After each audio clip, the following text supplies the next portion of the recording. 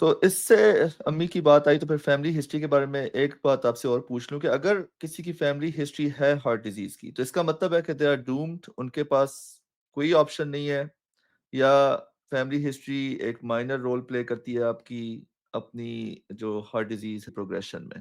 Family history का कितना contribution है हार्ट डिजीज के अंदर?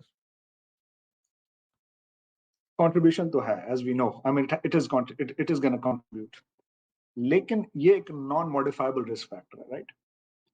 हम इसको तो नहीं कंट्रोल कर सकते, लेकिन हम मॉडिफाइबल रिस्क फैक्टर्स को तो कंट्रोल कर सकते हैं। कई पेशेंट आते हैं हमारे पास कि जी हमारे बाप को, हमारे दादा को, हमारी माँ को, हमारी दादी को 40s में 50s में उनका बाईपास हुआ, स्टेंट्स डले, लेकिन they are doing fine in 60s and 70s। मेरे अपने क्लिनिक में कई ऐसे मरीज हैं, they just come to get checked, वो सिर्फ इसलिए चेक करवाना चाहते हैं कि जी हमारी फैमिली में हिस्ट्री है। लेकिन उन्होंने क्या किया कि जीन्स तो उनके वही थे, लेकिन उन्होंने बाकी जो चीज़ मॉडिफाई हो सकती थी, दे मॉडिफाइड दैट। क्या हम्म। मॉडिफाई हो सकता था? Blood pressure control, sugar control, ठीक है जी, एक्सरसाइज कंट्रोल, अपना वेट कंट्रोल। तो जो चीज़ें वो मॉडिफाई कर सकते थे, at least they played a role in that, right?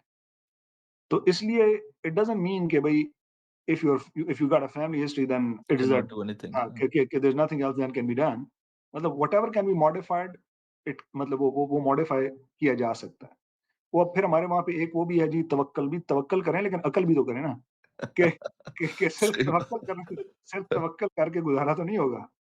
तो मतलब सही। तवक्कल करें, this is part of our faith, I get it. Hmm. लेकिन there are modifiable risk factors which you can work on. तो हमारी आई थिंक तरफ दो एक्सट्रीम्स हैं। एक तो बिल्कुल तवक्कल नहीं, दूसरा ये है कि जी मेरे दादा ने भी तो 100 साल तक सिगरेट पिया था तो उसको कुछ नहीं हुआ। तो वो ज्यादा ज्यादा तवक्कल और नॉन तवक्कल के दरमियान जो है ना वो we पेंडुलम we have चलता to find a रहता। balance। I mean, we have to we find really अ gotta find a balance. balance, that's true।